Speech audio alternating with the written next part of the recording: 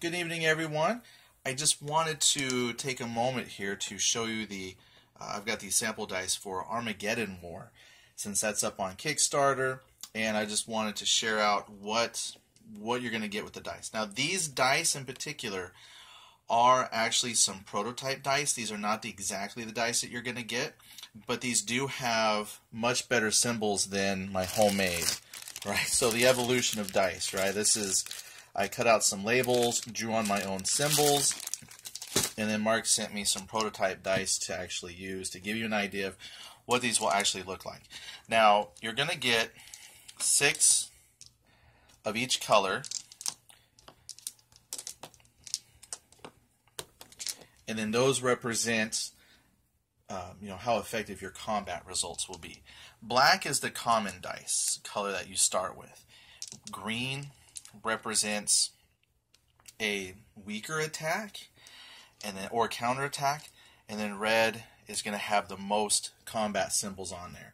So generally when you're fighting somebody, you're going to start with black dice, for example, and then from there modifiers will either increase the effectiveness of those dice or decrease. So it's possible that you might end up with a couple penalties against your dice, so you might end up with 1 black die and say 2 green dice, for example.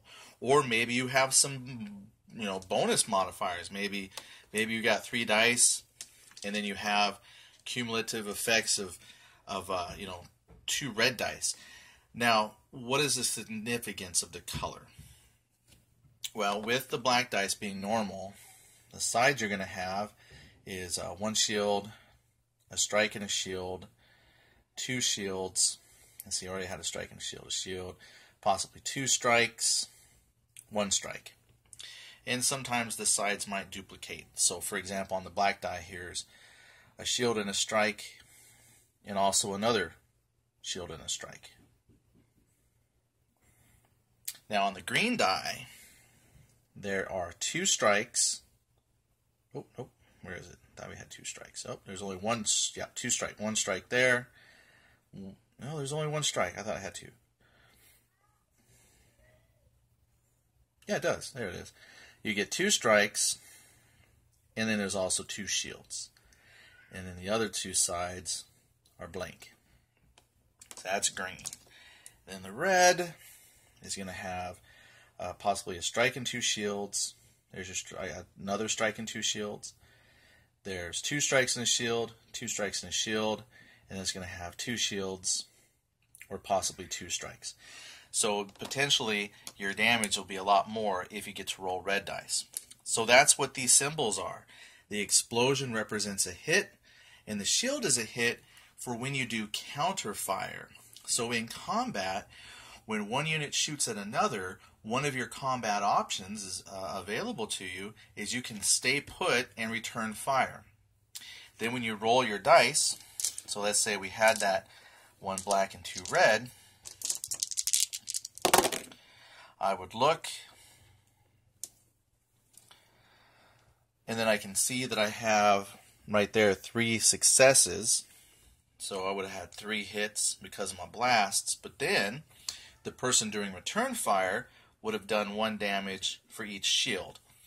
Now, in the rules, when you get in there playing, you're limited to how many return fire hits you can do, because as you can see, the hits are evenly distributed on the dice. So the potential for a return fire is quite strong. But the way you calculate the return fire is you're limited by the difference between the attack value and the defense value.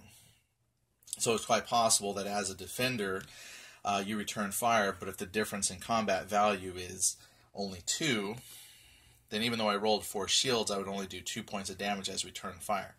But the person who's attacking always gets full benefit of how many bursts that they roll. So you are limited a little bit on how much you can do as a return fire. But that's the dice. So your package, when you get it, you're going to have that's 18 dice, and you can potentially roll that. You're not going to roll all 18 at once, but there's a potential that you're going to be rolling 3, maybe 4 dice. If nothing else, it's a good way you can split your opponent. You carry 3 dice of each color, however you want to work it. But I think it's really good. I like this because I have played plenty of games where you don't get enough dice, and you feel like you have to buy a dice pack to have enough dice so that both people can play. So already you're going to be getting 18 of these custom dice. Alright, so that is just a quick overview of the dice. If you have any more questions, go ahead and ask them in the comments. And then as we get moving forward, I'll be able to put the counters out and do a little demonstration of how combat works, so you can see how the dice are used and how we can calculate what color dice you're going to use. Thank you so much for watching. Have a good night.